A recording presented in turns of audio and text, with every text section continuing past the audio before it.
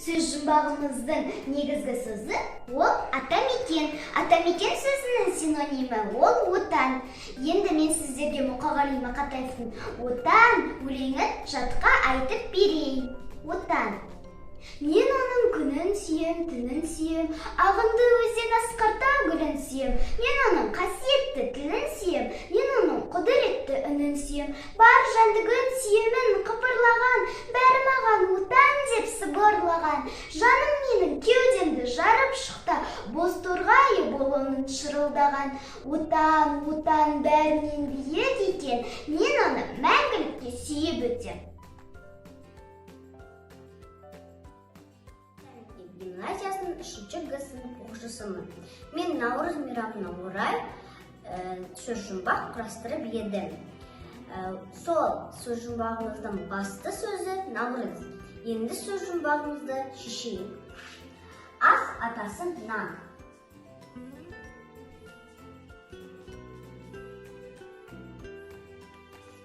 Бес асыл істің бірі талап.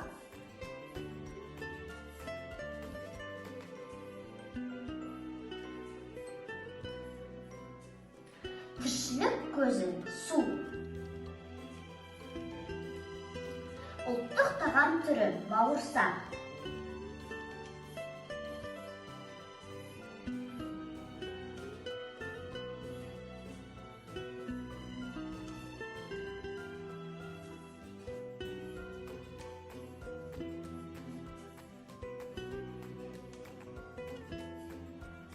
Ырыс алды. Ынтымақ.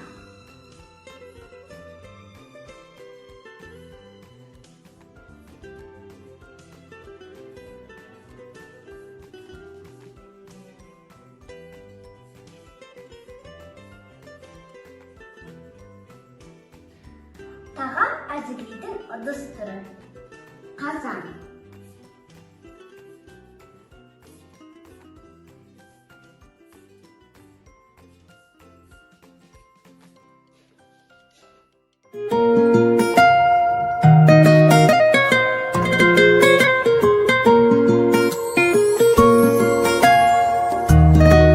Алты. Оның алдыңғы бір әрпін алып тастаймыз. Ныс әрпі қалды. Алтын деген сөз шықты. Алтының соңғы екі әрпін алып тастаймыз. Ал деген буын шықты. Жиырманың алдыңғы төрт әрпін алып тастаймыз. Ма деген буын шықты. Бірдің соңғы бір әрпін алып тастаймыз. Б деген буын шықты. Елудің алдыңғы және соңғы әрпін алып тастаймыз. Л әрпі шықты. Екінің алдыңғы екі әрпін алып тастаймыз. Әрпі шықты. Мыңның алдыңғы екі әрпін алып тастаймыз. М әрпі шықты. Алтының ең соңғы екі әрпін алып тастаймыз. Ал деген буын шықты. Сол кезде алтын алма білім ал деген мақал мәтел шықты.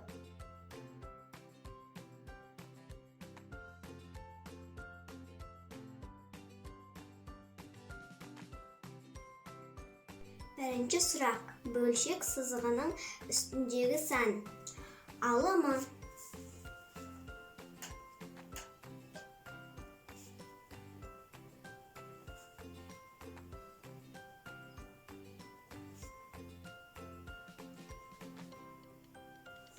Екінші сұрақ. Қабырғалары тең тіктөртбұрыш. Шаршы.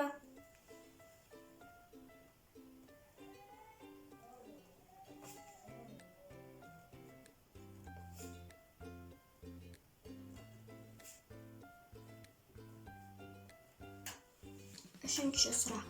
Кеміту амалы. Азайту.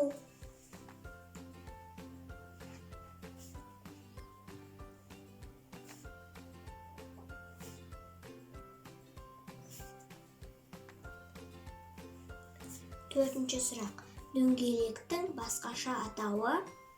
Шеңбер.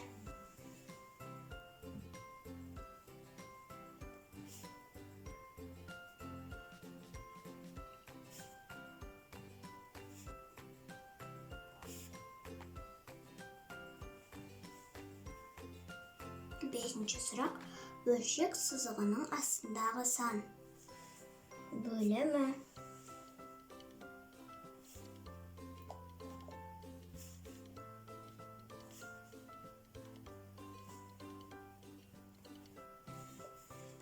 Алтыншы сұрақ.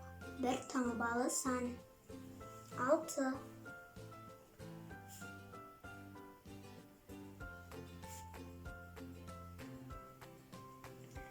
Жетінші сұрақ. Құрамында мәнін табу керек болатын әріпі бар? Теңдік, теңдеу.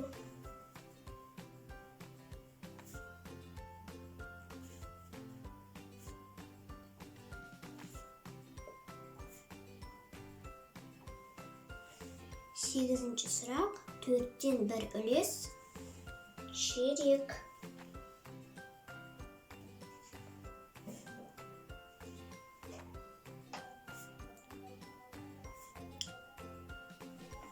Тоғызыншы сұрақ. Бөлу амалына керамал? Көбейту.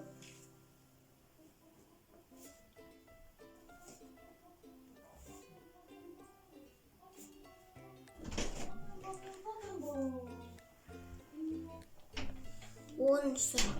Қосуға керамал? Азайту.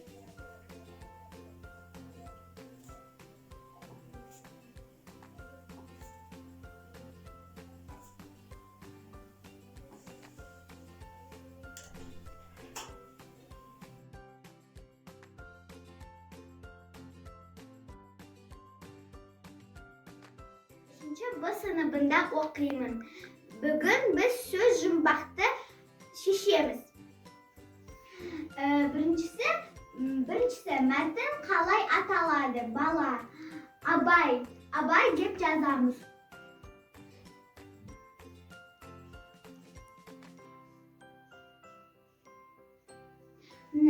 Екіншісі, Абайдың жасы 13-ке толған еді. Бала деп жазамыз.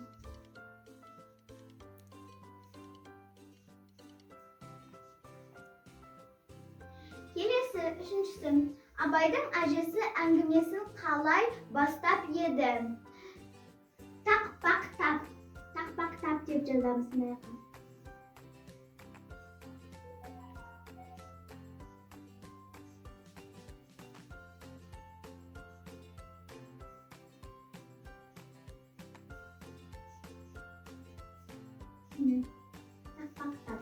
Төртіншісі, Абай қайдан көп шықпайтын болды?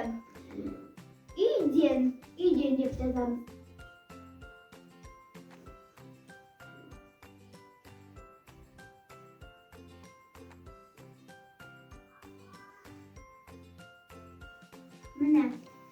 Енді Абай Құнанбаев қазақтың ұлы ақыны. Енді жалғастырамыз. Бесіншісі, Абайға әңгімені кім көп айтушы еді? Оған әжесі көп айтушы еді әңгімені.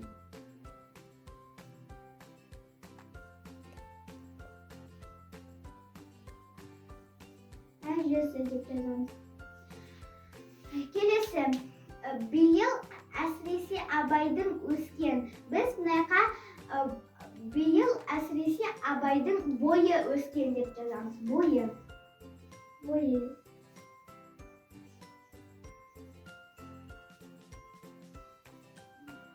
Келесі, жетінші, Абайдың шешесінің есімі кім? Абайдың шешесінің есімі Ұлжан.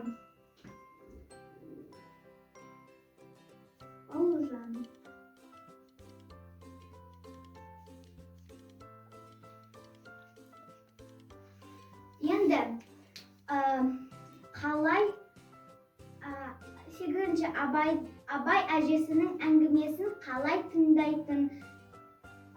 Ынтыға деп жазамыз.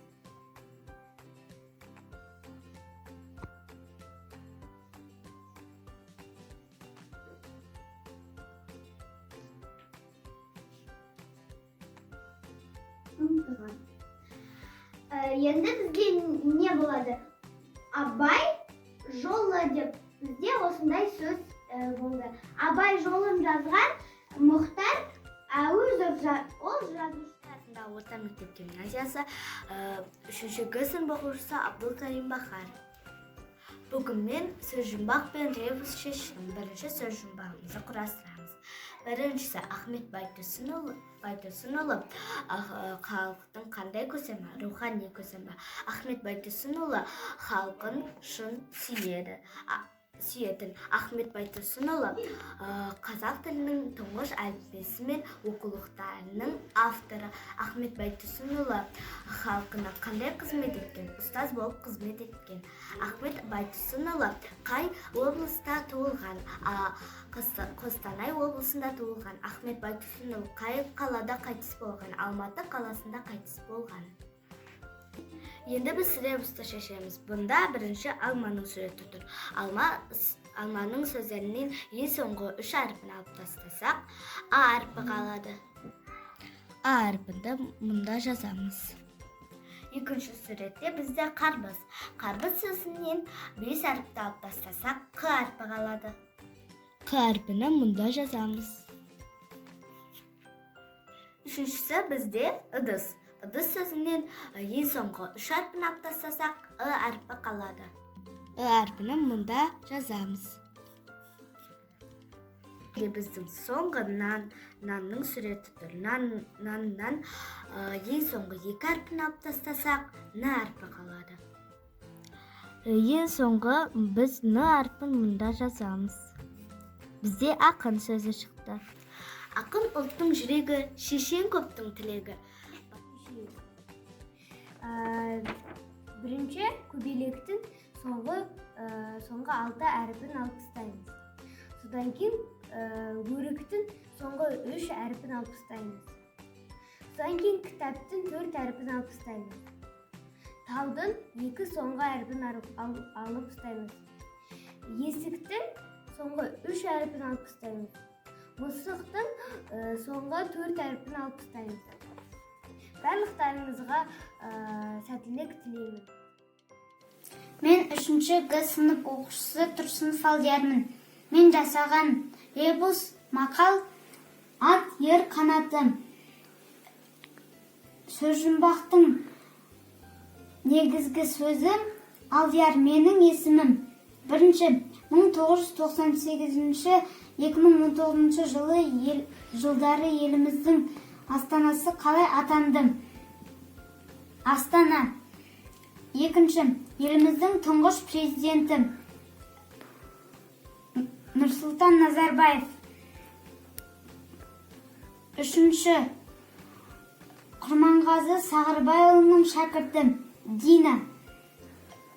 Төртінші, қазақтың батыр қызы Әлия. Бесінші, қазақ жазушысы қоғам қайраткері Көбеевтің аты Спандияр. Алтыншы, жазушы, ақын, ағартушы, ұстаз Кел балалар оқылық өлеңінің авторы Ыбырай Алтынсарин. Сәлеметсіздер ме? Мен Кенебай Дамир Асқарұлы 3-ші сынып оқушысымын. Мен бүгін сіздермен сөз жұмбақ шешетін боламын. Бірінші сұрағымыз: қазақтың ұлттық аспабы не? Ол бізге домбыра.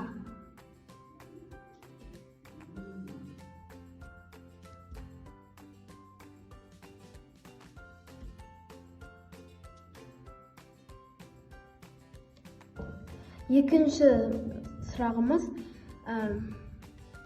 не істеді, не қылды сұрақтарына жауап беретін сөз табы. Ол етістік.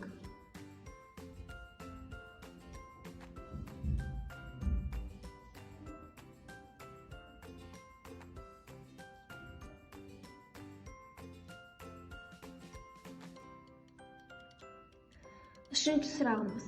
Түрлі түсті ою өрнек басылған үй төсеніш. Ол текемет.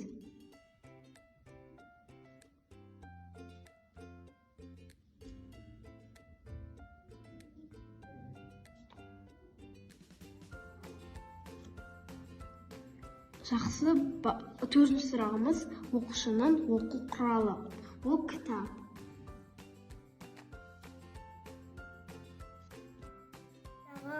Орта мектеп гимназиясы 3-ші сынып оқушысы Райымбек Құралай. Ребус. Аман арқы жағында 2 әріпті аламыз. Ал шығады.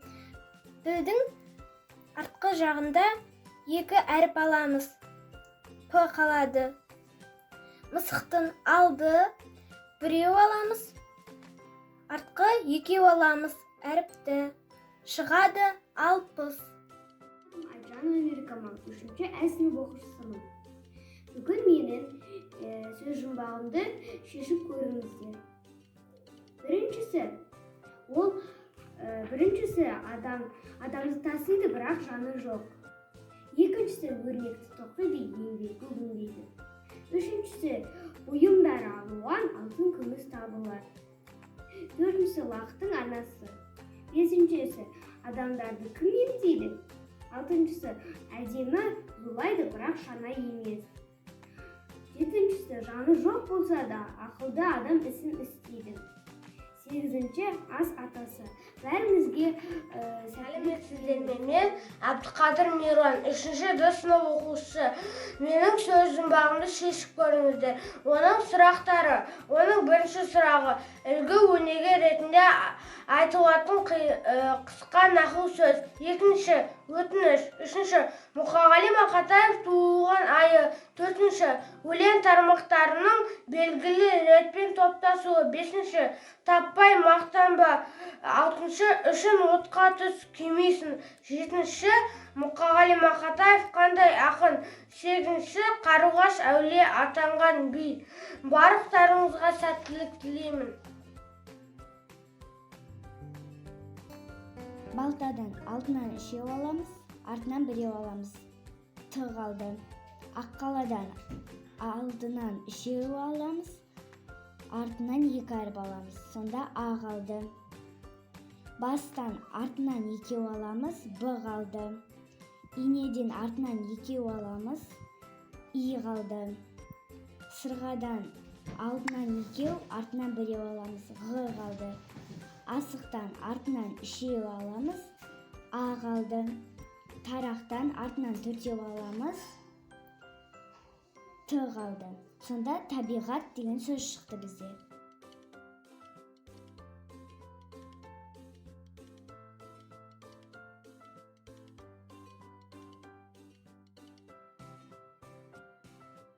Келдесова Даяна, 3-ші Б сыныпта оқимын. Бүгін біз ребус шешуге үйренеміз. Ақудан бастаймыз. Ақу деген сөзден 2 соңғы әріпті алып тастаймыз. Ақ деген сөз қалады. Енді тауыққа келеміз. Тауық деген сөзден соңғы 3 әріпті алып тастаймыз. Та деген буын қалады. Ақта деген сөз. Сіздерме, менің аты жөнім Мұратбек Абдулла. Мен 3-ші сынып оқушысымын. Қазір сіздерге мен сөз жұмбақ жасыратын боламын.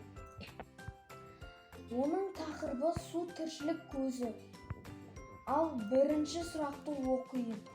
Бастағы ми жасушаларының 85% неден тұрады? Судан тұрады. Жауабы су.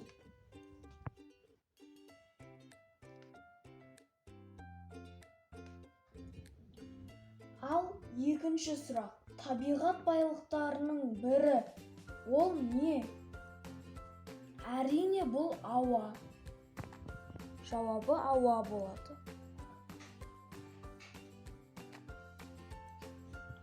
Ал үшінші сұрақ. Қызанақтың неше пайызы судан тұрады? Әрине 90% судан тұрады.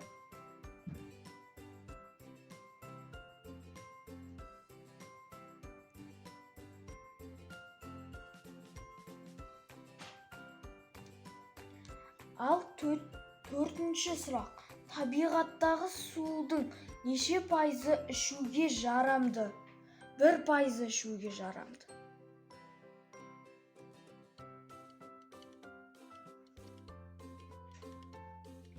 Ал 5-ші сұрақ. Тұз мөлшері ғаламдағы судың мөлшерінен 11 есе көп өзені бар жер атауы ол Антарктида.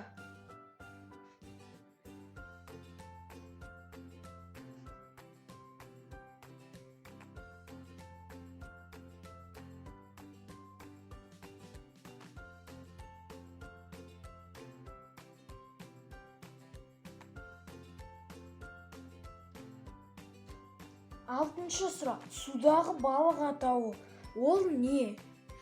Дұрыс айтасыздар, бұл шортан.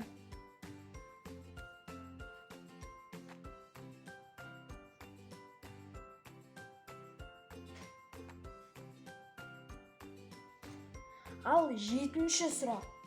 Балық атауы ол не? Бұл бекіре.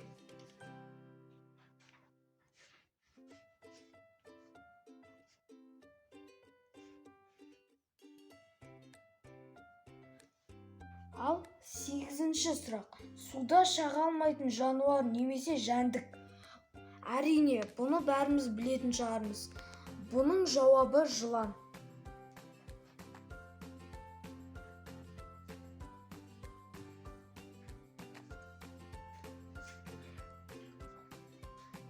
Ал 9-шы сұрақ.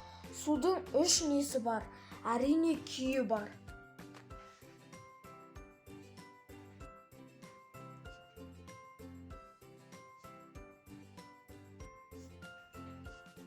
Ал 10-шы сұрақ.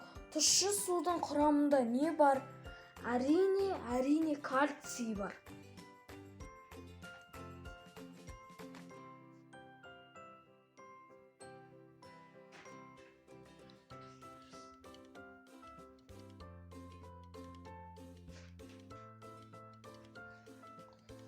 Ал 11-ші сұрақ. Мұнда мен мақал жасыратын боламын.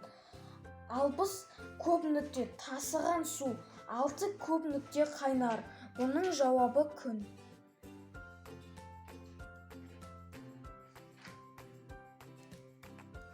Мақалымызды қайтадан қайталайық. 60 күн тасыған су, 6 күн қайнар. 12-ші сұрақ. Ертіс неге жатады? Әрине, бұл өзенге жатады.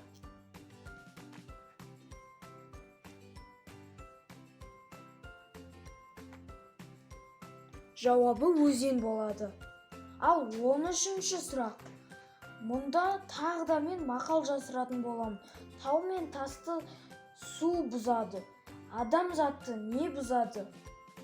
Адам затты сөз бұзады.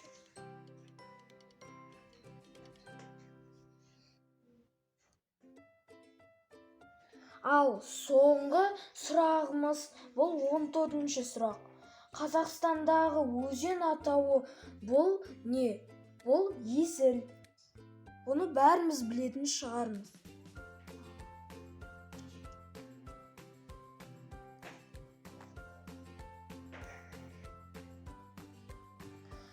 Міне осындай керемет және ұзақ сөз жұмбақ болған сияқты.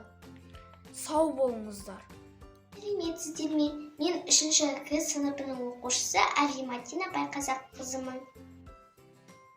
Мынау менің сөз жұмбағым мен ребусым. Бұл жерде құлақ. Оның алдындағы бір әріпін және де артындағы 3 әріпін алып тастаса, О әріпі шығады. Енді осы жерге О деп жазамыз. Бұл жерде сағат бейнеленген. Оның артындағы 4 әріпін алып тастаса, С әріпі қалады. Енді бұл жерге С әріпін бейнелейміз.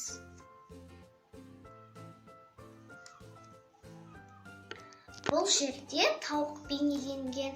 Тауықтың артындағы 4 әріпін алып тастаса, Т әріпі қалады. Енді бұл жерге Т әріпін бейнелейміз. Бұл жерде құлпынай бейнеленген. Оның алдыңғы 6 әріпін, артқы 1 әріпін алып тастаса, А әріпі қалады. Енді осы жерге А әріпін бейнелейміз. Бұл жерде зебра бейнеленген. Оның артқы 4 әріпін алып тастаса, З әріпі қалады. Енді бұл жерге З әріпін жазамыз. Бізде ұстаз деген сөз шықты. Ұстаз болу жүректің батырлығы, ұстаз болу сезімнің ақындығы, ұстаз болу мінездің күн шуағы, азбайтұғын адамның алтындығы. Біріншісінде жазуға және сурет салуға арналған құрал. Оның көмегімен қағаз бетіне із қалдыруға болады. Оның аты қалам. Екіншісінде күнделікті өмірдегі жиһаз, яғни үстел. Ішіне кітап саламыз, яғни сөмке. Төртіншісінде жасыл түсті нәрсеге бормен жазамыз, яғни бұл жерде тақта. Бесіншісі ағаштан жасалады, ашылып жабылады, яғни есік. Алтыншысы мектептегі жиһаз түрі, яғни ол парта. Назарыңызға рахмет, сау бол.